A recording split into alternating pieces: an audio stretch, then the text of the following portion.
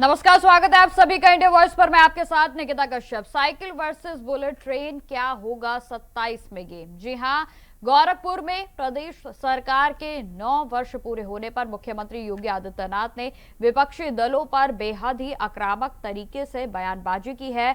जहां आपको बता दें कि मुख्यमंत्री योगी आदित्यनाथ ने गोरखपुर से विपक्षी दलों पर जमकर वार किया।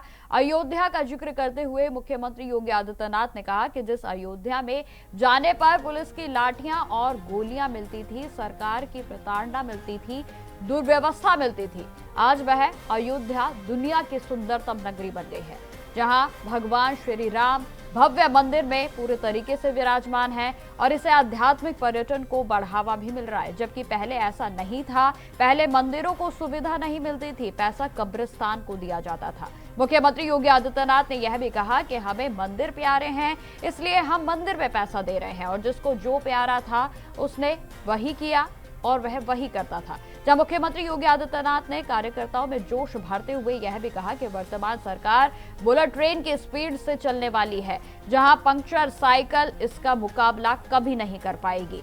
तो जिस तरीके से आपको बता दें कि गोरखपुर से मुख्यमंत्री योगी आदित्यनाथ ने हुंकार भरी है, अब इसके बाद लगातार राजनीतिक हलकों में गर्माहट देखने को मिल रही है। इसमें सबसे पहले आपको सुनाती हूं कि मुख्यमंत्री योगी आदित्यनाथ ने इन बातों समेत और क्या कुछ कहा, और उसके बाद हम अपनी चर्चा को आगे बढ़ाएंगे। हर एक जगह कुछ न कुछ करने का प्रयास किया है। पहले ये नहीं होता था, पहले मंदिरों को सुविधा नहीं मिलती थी, ये पैसा कब्रिस्तान के लिए जाता था। समाजवादी पार्टी के एक नेता यही बोल रहे थे, उन्होंने कहा साहब आपने कब्रिस्तान का पैसा डाइवर्ट, हमने डाइवर्ट नहीं किया, पैसा सरकार का पैसा था, जनता का पैसा था। आपको कब्रिस्तान प्यारा था तो आपने वहां पैसा दिया, हमें मंदिर प्यारे हैं, हम मंदिर के लिए पैसा दे रहे हैं।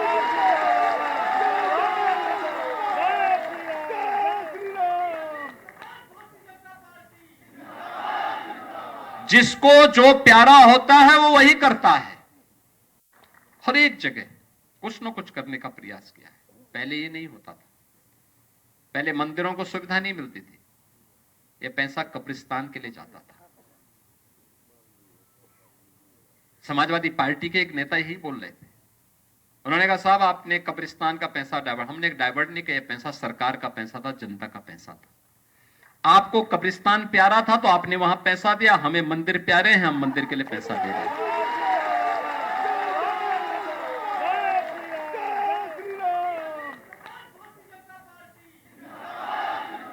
जिसको जो प्यारा होता है वो वही करता है। हर एक जगह कुछ न कुछ करने का प्रयास किया है। पहले ये नहीं होता था। जिस तरीके से आपने सुना कि मुख्यमंत्री योगी आदित्यनाथ की ओर से जमकर विपक्ष पर हमला बोला गया, और जहां उन्होंने खास तौर पर कहा कि जिसको जो प्यारा होता है वह वही करता है। पहले की सरकारों को कब्रिस्तान प्यारे थे और आज की सरकार को मंदिर प्यारे हैं, तो उनकी ओर से बड़ा तंज विपक्ष पर कसा गया। और इसी विषय पर आज हम चर्चा करेंगे अपने मेहमानों के साथ, जहां आपको बताते चले कि लगातार इस बयान के सामने आने के बाद उत्तर प्रदेश में राजनीतिक हलचल भी तेज हो गई है। हमारे मेहमान भी हमारे साथ जुड़ गए हैं, जिसमें आकाश राय जी हमारे साथ जुड़ गए हैं, नेता हैं बीजेपी से। सर आपका बहुत बहुत स्वागत है चैनल पर। वहीं निखिल खत्री जी हमारे साथ जुड़ गए हैं, सर आपका भी बहुत बहुत स्वागत है चैनल पर। आकाश जी, आपसे ही शुरुआत करेंगे। मुख्यमंत्री योगी आदित्यनाथ की ओर से बड़ा बयान दिया गया है। उन्होंने यह भी कहा कि पंक्चर साइकिल बुलेट ट्रेन की स्पीड से आगे बढ़ रही भारतीय जनता पार्टी की स्पीड का मुकाबला नहीं कर पाएगी। बड़ा बयान। आकाश जी, आपकी पहली प्रतिक्रिया। मैंने बिल्कुल ठीक बात पूज्य महाराज जी ने जो कुछ कहा है वो अक्षरशः सत्य है, और ये उत्तर प्रदेश की जनता इस बात को बेहतर तरीके से समझती है कि 2017 में जब से भारतीय जनता पार्टी की सरकार बनी है उत्तर प्रदेश में, हर एक फ्रंट पे बेहतर काम हुए हैं और लगातार काम हो रहे हैं। इसलिए, और जो बात एक बात मुख्यमंत्री जी ने कही कि जिनको कब्रिस्तान प्यारा था, इन्होंने कब्रिस्तान के लिए पैसा दिया, और जिनको मंदिर प्यारा है वो मंदिर के लिए पैसा दे रहे हैं, तो इसमें तो कोई सत्सुबह है ही नहीं। हमारी तो पहले से ये मान्यता थी, ये मांग थी, ये चाहत थी कि इस देश में जहां कहीं पे भी जो भी हमारी सांस्कृतिक विरासतें हैं, जो हमारी पहचान से जुड़ी हुई जगहें हैं, उनका जीर्णोद्धार होना चाहिए। और जब से मुख्यमंत्री जी ने कमान संभाली है, पूरे उत्तर प्रदेश में 75 के 75 जिलों में कहीं पे भी हमारी संस्कृति और सभ्यता विरासत से जुड़ी हुई चीजें थी, मंदिर थे, मठ थे, उन सबको बेहतर बनाने के लिए, उनका जीर्णोद्धार करने के लिए, उनका सुदृढ़ीकरण करने के लिए सरकार ने काम किया है, बजट जारी किया है और लगातार काम हो रहे हैं, इसमें कोई संशय नहीं है। दूसरी बात, आप रोजगार को उठा के देख लीजिए, आप स्वास्थ्य को उठा के देख लीजिए, आप शिक्षा को उठा के देख लीजिए। उत्तर प्रदेश में 2017 से पहले सिर्फ सड़कों को लेके, बिजली को लेके, पानी को लेके, इन 3 मुद्दों पे चुनाव हो जाते थे, लेकिन हम इन तीनों मुद्दों पे भारतीय जनता पार्टी की सरकार ने इतना काम किया है कि आज कहीं कोई चर्चा ही नहीं होती, सड़क की कहीं कोई बात नहीं करता, बिजली की समस्या की कहीं कोई बात नहीं होती, क्योंकि जिस उत्तर प्रदेश में कभी 8 घंटे बिजली मिला करती थी, उसी उत्तर प्रदेश में हमने प्रत्येक गांव को 18 से 20 घंटे बिजली देने की व्यवस्था की है। आकाश जी, विपक्ष तो ये भी आरोप लगाता है कि मंदिर मस्जिद के मुद्दों के सिवा भारतीय जनता पार्टी पर और कोई मुद्दे भी नहीं है। नहीं, मैंने कहा ना कि जो लोग ये बातें कर रहे हैं उनसे ये पूछा जाना चाहिए कि 2014 से पहले पूरे पूर्वांचल में ये 2 जिलों का नाम बता दे जहां पे 4 लेन की सड़कें थी, लेकिन जब से मोदी जी केंद्र में आए हैं और 2017 में जब से योगी जी ने कमान संभाल ली है, हमने उत्तर प्रदेश के प्रत्येक जिले को 4 लेन की सड़कों से जोड़ा है। कोई ऐसा जिला छूटा नहीं है जहाँ पे 4 लेन की सड़कें नहीं है। हमने इसी चलिए ठीक है आकाश जी, पूर्वांचल एक्सप्रेस में, मैं 30 सेकंड और लूँ ना, 30 सेकंड, पूर्वांचल एक्सप्रेस में, Ganga express way, Bundelkhand express way, हमने 3 बड़े एक्सप्रेस वे इस उत्तर प्रदेश को समर्पित किए हैं। जिस उत्तर प्रदेश को कभी गड्ढे वाला प्रदेश कहा जाता था, आज ये उत्तर प्रदेश एक्सप्रेस वे के प्रदेश। ठीक है आकाश जी, मैं दोबारा से आपके पास आऊंगी। अभी निखिल जी की ओर चलते हैं। निखिल जी, जिस तरीके से आपने तमाम बातें आकाश जी की भी सुनी, और देखिए बड़ी बात मुख्यमंत्री योगी आदित्यनाथ की ओर से कही गई है कि पहले की सरकारें कब्रिस्तान पर खर्च करती थी और आज हम मंदिर पर खर्च कर रहे हैं, यानी कि जिसकी जैसी आस्था वो वैसे खर्च कर रहा है। क्या कहेंगे आप? सबसे पहले निकिता जी, अभी जो भाजपा के नेताओं ने कई बात बोली, अभी बोल रहे थे कि सड़क बना दी, ये कर दिया, वो कर दिया। अरे भैया, अगर इतनी सड़क बनवाई होती तो क्या आपके मंत्री को आपके विधायक द्वारा किडनैप किया जाता? अगर आपने इतना ही कार्य किया था और आपने इतना ही पानी पहुंचवाया होता तो क्या आपके कैबिनेट मंत्री है उसको आपकी पार्टी विधायक ने किडनैप किया होता? ये सिर्फ और सिर्फ निकिता जी झूठ बोलते हैं, सिर्फ और सिर्फ जनता को बरगलाते हैं। इनका मेन उद्देश्य खाली यही है, हिंदू, 1 मिनट रुक, आप बीच मत बोलिए भैया, इनका खाली एक ही मोटिव है कि कैसे हिंदू मुस्लिम करना है। इसको छोड़कर निकिता जी इनके पास कोई विकल्प नहीं है। आज के समय आप देखिए तो हम खाली उत्तर प्रदेश की बात ले तो हर पेपर निकिता जी लीक हो जाता है, हर पेपर कैंसिल हो जाता है। बेरोजगारी इतनी है, महंगाई इतनी हो रही है कि नॉर्मल आदमी अपने आप को अब बिल्कुल गरीब मानने लगा है। क्यों? क्योंकि पैसे ही नहीं है। इतनी ज्यादा महंगाई योगी सरकार ने कर दी, कोई महंगाई कम की बात नहीं कर रहे, और ऊपर से अभी सिलेंडर की किल्लत आई है तो हमारे योगी जी कितने अच्छे तरीके से बोल रहे थे कि कोई किल्लत नहीं है। तो साहब, अगर कोई किल्लत नहीं है तो रोडों पर जो ये लाइनें लगी हैं, आपके डीएम साहब बोलते घूम रहे हैं कि कोई दिक्कत नहीं है, तो ये जनता कहां से आ गई है? इन पर ये बात नहीं करेंगे। और अगर योगी जी ने गोरखपुर में जो उनका गृह जनपद है वहां पर बोला कि हमने हर द्वार पर लाइट दी है और उसमें बड़ी लाइट मिल दी है, तो कम से कम योगी जी को तो आग्रह के साथ बोलना चाहिए। समाजवादी पार्टी ने जितनी लाइट हर त्योहार पर दी है, उसने समाजवादी पार्टी ने कभी भी कोई पक्षपात करने का काम नहीं किया। पर हालांकि हाँ, भारतीय जनता पार्टी के लोग पक्षपात तो शायद नहीं करते हुए, पर वो देश को बांटना चाहते हैं। इस मारे हमेशा उनके पास कोई मुद्दे नहीं होते हैं, वो बात ऐसी करते हैं। और मैं तो योगी जी से पूछना चाहता हूँ, नेता से पूछना चाहता हूँ कि आप मुझे एक बात बता दीजिए, जहां पर माननीय अखिलेश यादव जी के राज पर हर त्योहार पर पूरी लाइट दी गई थी और हर समय उस समय पूरे प्रदेश में लाइट होती थी, पर इस समय की हालत क्या है? अभी आप फिरोजाबाद में जाइए, अभी आप टूंडला जाइए, अभी आप आगरा जाइए, वहां के गांव में आज तक लाइटें नहीं पहुंची है। निखिल जी, पर देखिए भेदभाव तो अखिलेश यादव की ओर से भी किया जाता है ना। वही कहते हैं कि गोबर से बदबू आती है और दीपावली पे दीपक की बजाय जो है हमें मोमबत्ती जलानी चाहिए। भेदभाव तो वो भी करते हैं। इस तरीके की बयानबाजियां तो देखिए उनकी ओर से भी जारी रहती है। निखिल जी, नहीं, मैं आपके भी दोनों बातों को बोलूंगा। अभी आपने बोला कि गोबर से बदबू आती है, तो कहीं ना कहीं भारतीय जनता पार्टी के लोगों को देखना चाहिए, माननीय अखिलेश यादव जी का इतिहास देखना चाहिए, वो कहां से आते हैं वो और किस वंश से आते हैं वो, इस पर योगी जी का संज्ञा लेना चाहिए। अरे जिन्होंने हमेशा गाय की सेवा की है और जो हमेशा इतनी गौशाला खुलवा रखी है जिन्होंने, उन पर आप ऐसा लक्षण लगाएगा। इस समय भारतीय जनता पार्टी वाले लोग बीजेपी में नंबर 1 हो चुका हमारा प्रदेश बीफ एक्सपोर्ट में। और बीफ एक्सपोर्ट निकिता जी वो है जिसमें गाय का और भैंस का दोनों का मीट आता है, उसमें नंबर 1 हो गया। इनके मंत्री, इनके विधायक इतने बड़े बड़े मालिक हैं बूचड़ खानों के, उस पर बड़े लोग कुछ नहीं बोलेंगे। तो साफ तौर पर इतने ऐसे लोग हैं गाय के नाम पर इसलिए बांट रहे निकिता जी, क्योंकि यहाँ से गाय ले जाकर बीजेपी वाले लोग नोटिस में भेज देते हैं। नोटिस में तो अलाउड है, वहां पर गाय काट रहा है, तो वहां पर क्या हमारे देश में भारतीय जनता पार्टी के लोग नहीं है या देश में सरकार नहीं है बीजेपी की, उस पर ये कुछ नहीं बोलेंगे। निखिल जी कहां पर अलाउड है? क्या आप बातें कर रहे हैं? आप क्या कह रहे हैं? निकिता जी हम सबको पता है कि नॉर्थ ईस्ट में क्या अलाउड और क्या अलाउड नहीं है। गाय काटना कहाँ अलाउड है? आपने ये बात कही ना, कहाँ पर अलाउड है? आप भी हमें जरा बताएं, हमें तो नहीं पता। नॉर्थ ईस्ट में अलाउड है, नॉर्थ ईस्ट में जो 7 सिस्टर्स है वहां पर अलाउड है। गाय काटना अलाउड है? भारत में गाय काटना अलाउड है? वहां पर अगर गाय का मांस अगर वहां अलाउड है तो फिर मांस कहां से आता है? इंपोर्ट तो अपने देश से ही होता है। तो इस पर बीजेपी वाले लोग वहां पर बीफ पर बैन नहीं लगवा पा रहे हैं। साफ तौर पर निकिता जी सिर्फ देश को गाय के नाम पर बांटने पर निखिल जी अगर आपको ये जगह पता है तो आप हमें भी बताएं। मैं आपसे यही तो पूछना चाह रही हूँ। आप इतनी बड़ी बात कह रहे हैं कि भारत में गाय काटना अलाउड है नॉर्थ ईस्ट में, हमें भी तो जगह पता चले। निकिता जी मैं तो आपसे ये पूछना चाह रहा हूँ, मैं आपको बता रहा हूँ, आप मुझे एक बात बताइए, क्या नॉर्थ ईस्ट में बीफ खाना अलाउड नहीं है? आप मुझे बताइए क्या नॉर्थ ईस्ट में अरे भाई मैंने आपसे क्या सवाल करा है? आपने अभी कहा कि अलाउड है, भारतीय जनता पार्टी जो है रोक नहीं पा रही है हर जगह जो है। आप ठीक है, आप अपनी ओर से विपक्ष पर तमाम आरोप लगा रहे हैं, लेकिन ठीक है, लेकिन आप ये बड़ी बात कह रहे हैं, आप हमें भी बताएं ना, क्या पता इंडिया वॉइस से एक बड़ा खुलासा हो जाए।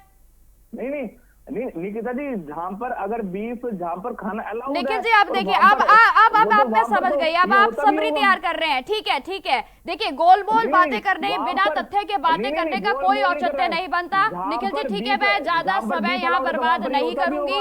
दोबारा से हम अपने विषय की ओर लौटते हैं। आकाश जी आपने तमाम बातें निखिल जी की ओर से सुनी और कहीं ना कहीं उनकी बातों से ये स्पष्ट हो रहा है कि सरकार के पास काम नहीं है और इसलिए वे हिंदू मुस्लिम की राजनीति करते हैं। कहीं ना कहीं उनकी बातों से जो समराइज हुआ है वो ये हुआ है। अब आप जवाब दीजिए आकाश जी। नहीं निकिता जी, ये लोग पहले यदुवंशी हैं जिनको गाय के गोबर में दुर्गंध आती है। ये ऐसे इतने बड़े वाले यदुवंशी हैं, इनको रंगों से परहेज है। होली का अगर ये कोई कार्यक्रम करवाते हैं तो वहां पे रंग नहीं खेलते हैं, इनको रंगों से परहेज है। इनको हिंदू देवी देवताओं से परहेज है, इनको हिंदू देवी देवताओं के धर्म ग्रंथों से परहेज है। इन लोगों ने तो एक दो लोगों को लगा के रखा था जो लगातार रामचरितमानस और हमारे हिंदू धर्म ग्रंथों पे टीका टिप्पणी करते हैं। पहले स्वामी प्रसाद मौर्य थे, जब उनको बाहर कर दिया तो एक इनका कोई भाटी करके प्रवक्ता है, वो लगातार हिंदुओं को नीचा दिखाने का काम करते हैं। ये तो इनका पुश्तैनी काम है ना। इनके अखिलेश यादव जी के आदरणीय पिताजी जब मुख्यमंत्री थे तो उन्होंने राम भक्तों पे गोलियां चलवाई थी। अखिलेश यादव जी को सोचिए कि राम जी के मंदिर के प्राण प्रतिष्ठा का आमंत्रण दिया गया, इन्होंने आमंत्रण ठुकरा दिया, ये प्राण प्रतिष्ठा में नहीं गए। तो ये लोग तो सिर्फ और सिर्फ हिंदुओं को नीचा दिखाना चाहते हैं और मुस्लिम पुष्टिकरण की राजनीति करते हैं। इसके अलावा इनको कुछ नहीं आता है। ये बार बार इनसे कहा जाता है कि आप अभी एक बात ये कह रहे थे निकिता जी कि भारतीय जनता पार्टी के एक विधायक ने मंत्री जी को किडनैप कर लिया। तो पहले तो झूठ बोलना बंद करिए, कहीं किसी को कोई किडनैप नहीं किया गया था। ये पूरा उत्तर प्रदेश जानता है। वहां पे एक समस्या को लेकर हमारे पार्टी के विधायक ने आदरणीय मंत्री जी को रोका था, कुछ सवाल पूछे थे। और ये लोकतंत्र में ये लोकतंत्र की खूबसूरती है कि भारतीय जनता पार्टी में लोकतंत्र है कि वहां पे एक विधायक अपने मंत्री से जनता के हितों के लिए सवाल पूछ सकता है। क्या समाजवादी पार्टी में हिम्मत है किसी विधायक की कि वो अखिलेश जी से कोई सवाल पूछ ले? वहां पे तो 3-4 विधायक इनके ऐसे थे निकिता जी जो राम जी के मंदिर का दर्शन करने चले गए, उन सबको इन लोगों ने पार्टी से बाहर कर दिया। इतनी नफरत करते हैं ये राम जी से और हिंदुओं से, ये क्या बात करेंगे? हम तो कहते हैं कि डेवलपमेंट के कामों को लेके डिबेट आयोजित कर रहे अखिलेश जी, लेकिन वो उलूट जुलूट बातें करते हैं। लेकिन आकाश जी देखिए, विपक्ष तो ये भी कहता है ना कि जहां राम मंदिर आप लोगों ने बनवाया और उसी आप लोकसभा सीट से हार गए।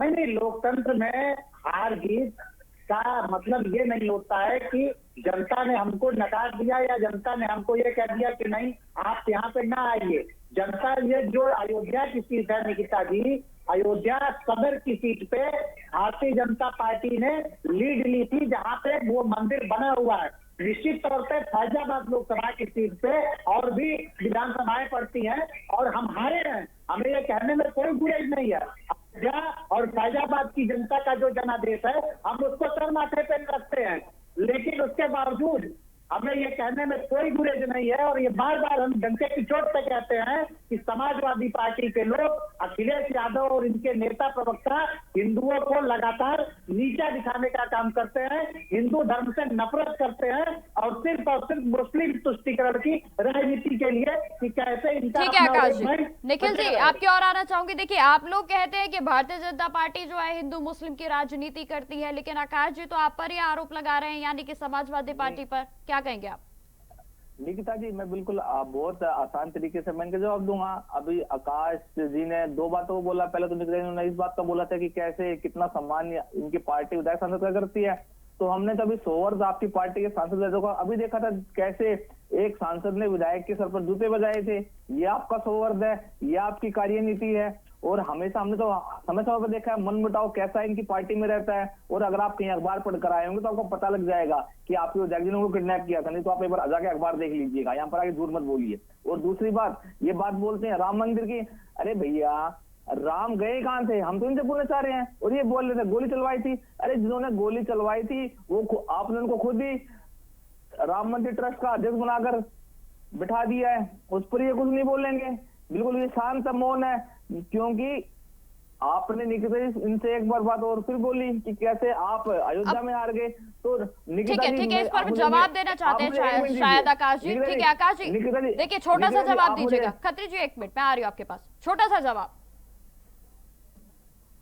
जिन्होंने गोली चलवाई थी उनको आपने मंदिर के ट्रस्ट का अध्यक्ष बना दिया, तो कितना स्पष्ट है, ये देश की जनता देख रही होगी ना, ये शासन का कमाल है।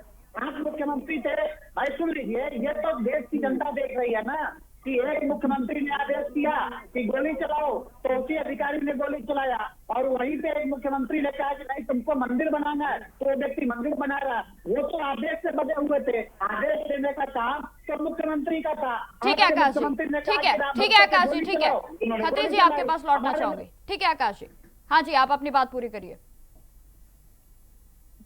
निकिता जी सबसे पहली बात है, धाम भी अगर कोई मंदिर की बात आती है तो भारतीय जनता पार्टी वाले लोग सोचते हैं कि ये हमारा धर्म है। अरे भैया हम भी हिंदू हैं, और आपसे कुछ ज्यादा ही हम अच्छे हिंदू होंगे जो हमेशा सच को सच और झूठ को झूठ बोलते हैं। हम निखिल जी वैसे देखिए आप लोग कहते हैं कि मंदिर को लेकर जो है भारतीय जनता पार्टी बहुत ज्यादा राजनीति करने की कोशिश करती है, मंदिर तो अखिलेश यादव भी बनवा रहे हैं। तो ये बात तो बीजेपी वालों को समझ में आनी चाहिए। बीजेपी वाले सोचते थे कि इनसे बड़ा भगत कोई नहीं है, पर जनता ने इनको बता दिया कि इनसे बड़ा झूठा आदमी कोई नहीं है। ये तो जनता ने इनको जवाब दे बिल्कुल मौन हो गए। अयोध्या की हार भारतीय जनता पार्टी पूरे विश्व में एक संदेश गया कि भारतीय जनता पार्टी को ऐसी कम्युनल ऐसे अपनी तुष्टिकरण नहीं करनी चाहिए। ये इनका एग्जाम्पल था। मुझे बार बार राम मंदिर की बात करते हैं, भैया आप तो खाली श्री राम के नाम पर वोट मांगते हैं, आप कोई कार्य नहीं करते। कार्य वो करता है जिसके अंदर दिल में राम हो। आपके तो मन में राम है, हमारे दिल में राम है। इसलिए मैं एक बात साफ तौर पर कह देना चाहता हूं कि बीजेपी वाले लोग समय समय पर अपनी नीतियां दिखाते हैं, और इनकी नीतियां क्या है कि कैसे देश को बांटना है। और इन्होंने अभी एक बात और बोली थी कि कैसे हमारी पार्टी के प्रवक्ता और ये कुछ नेता बोलते हैं। तो भैया आप कम से कम इस चीज को समझिए कि आप अपनी देख रहे हैं, पूरी जनता देख रही है। इंडिया वॉइस के माध्यम से लाखों करोड़ों दर्शक भी आज देख रहे हैं कि कैसे जनता को ये समझ आ रहा है कि भारतीय जनता पार्टी वाले लोग जो मेन मुद्दे हैं इस समय, बेरोजगारी, महंगाई, इतनी ज्यादा मैं कह सकता हूं कि यहाँ पर घुटन हो रही है, सांस अच्छी नहीं है, इन पर जनता आपको देख रही है। इन मुद्दों से आप भागकर आप ऐसे मुद्दे पकड़ते हैं जो आपके प्रोपोगंडा नहीं है, वो आपके एजेंडा भी नहीं है, जो अब फेल हो चुके हैं। तो कृपा करके आप कुछ ऐसी चीज लेकर आइए जिनसे जनता आपको बोले हाँ भी आप तो ठीक कर रहे हैं। जब समाजवादी पार्टी जनता के बारे में सोच रही है तो जनता मौका क्यों नहीं दे रही है? चलिए एक बार का तो समझ आता है, लेकिन दूसरी बार भी मौका नहीं मिला। जी नहीं निकिता जी आप एक बहुत अच्छे एंकर, और मैं आपका बहुत सम्मान करता हूँ क्योंकि हमेशा आप ऐसी बातें बोलते हैं जो हमें जनता सुनना चाहती है। आपने बहुत अच्छा क्वेश्चन पुटअप करा है, तो मैं तो साफ तौर पर एक बात बता दूं, मोदी जी की इतनी अच्छी लहर थी ये 400 पार बोल रहे थे। अरे भैया कहाँ गए? जनता ने इनको आने दिखाया 400 पार का। और कैसे 24 में तो निकिता जी बीजेपी की सरकार भी नहीं बन रही थी। जो बीजेपी के दुश्मन थे बीजेपी ने जाकर उनसे अपना हाथ मिलाया, जो भी उनसे किया उनको अपने साथ लेने, तो बीजेपी की सरकार भी कहाँ बन रही थी। तो साफ तो देना चाहिए किसका ग्राफ बढ़ा और किसका ग्राफ घटा है। बीजेपी का ग्राफ निगरा है और इंडिया का ग्राफ बढ़ा है। आप कैसी बातें करने लगते हैं बीच बीच में, मुझे समझ नहीं आता है। आप ये बताइए, दूसरी बार भारतीय जनता पार्टी जीती है तभी तो मुख्यमंत्री बने हैं योगी आदित्यनाथ, आप कैसी कैसी बातें करने लग जाते हैं? निकिता जी हम भी यूपी के हैं। मैं समझता हूँ कि हम यूपी के लोग बहुत भोले वाले होते हैं। हम बीजेपी की चिकनी जुड़ी बातों तो में भोले भाले लोगों को आप क्यों नहीं समझा पा रहे हैं? मुझे तो ये नहीं समझ आ रहा है, भोले भाले लोगों को फिर समाजवादी पार्टी क्यों नहीं समझा पा रही है? चलिए ठीक है आकाश जी, आपकी और आना चाहूंगी। बिल्कुल मैं नहीं तो करूँ, पर 2 बार 3 जोड़ बात आने का इस समय जनता नहीं समझ चुकी है। बीजेपी कुछ नहीं करेगी, सिर्फ और सिर्फ बीजेपी अपने लोगों को कुपोषित करेगी। ये कारोबारियों की सरकार है, जनता की सरकार है। इस बार 27 में जनता इनको जवाब देगी। ठीक है आकाश जी, कारोबारियों की सरकार है, जनता की सरकार नहीं है, ये बात कहना है। निखिल जी का जवाब दीजिए, समय का भी अभाव है, छोटा सा जवाब दीजिए। नहीं, सरकार तो जनता के वोटों से ही बनती है, जनता चुनती है तभी सरकार बनती है। ये बंटवारे की बात कर रहे थे निकिता जी कि ये लोग बांटने का काम करते हैं। आप सोचिए कौन लोग बात कर रहे हैं भाई? जो लोग MOI की खुलेआम बात करते हैं, मुस्लिम यादव, जो लोग PDA की बात करते हैं, पिछड़ा दलित अल्पसंख्यक, और आप सोचिए कि इनका बंटवारा हिंदुओं को बांटने का है। ये हिंदुओं को बांटना चाहते हैं, पिछड़ा में, दलित में। ये कभी ये नहीं कहेंगे कि हाँ आगड़ों को भी हम साथ लेके चलेंगे।